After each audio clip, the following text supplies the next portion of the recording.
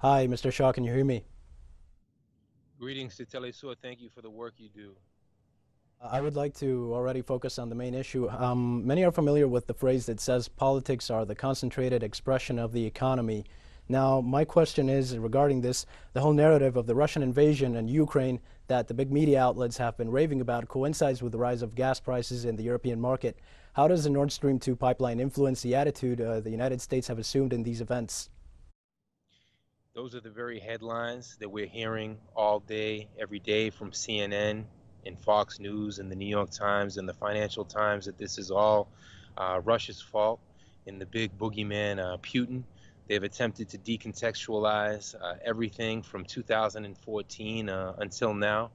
Of course, it's the United States with their primary militaristic arm, NATO, that has continued to encroach upon Russia's borders and enveloped countries that were formerly part of the Soviet bloc and the Warsaw Pact, such as Latvia, Lithuania, and now they want to set up more and more military installations, bases, and NATO soldiers in Ukraine, which comes as a direct threat to Russia's geopolitical and economic interests. So Russia is doing nothing more than defending its own interests in these two different eastern Ukrainian provinces, which have a linguistic and historical ties to Russia. We just saw Biden announcing sanctions against Russia precisely. Moscow already warned they are ready to counter any measures that the United States and its European allies implement. Who stands to lose the most in this tug of war?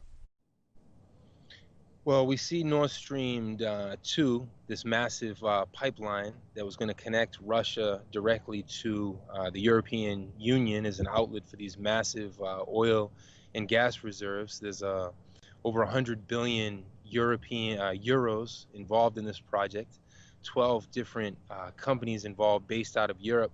So all of Europe is losing.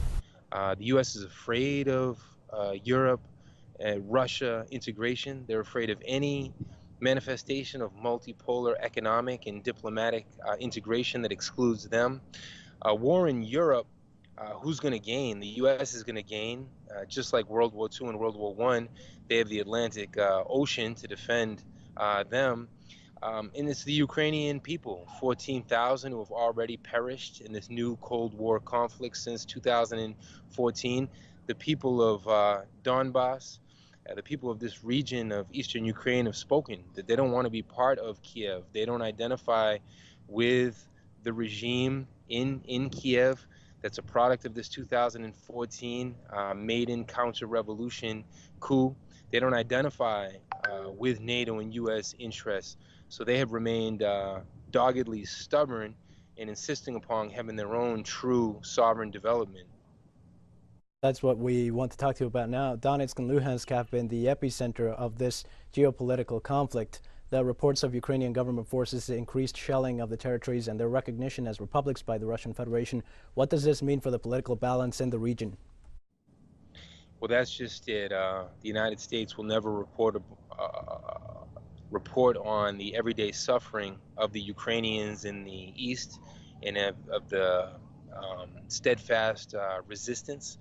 They're saying now that Russian troops are pouring into Ukraine, decontextualizing what is happening. Of course, it's the Ukrainian people that are going to suffer the most, specifically in these sovereign regions. The U.S. has done everything to build up um, their lackeys in Kiev to do their bidding since Victoria Nuland and John McCain and other warmongers first went to Kiev during the Maidan counter-revolution in 2014.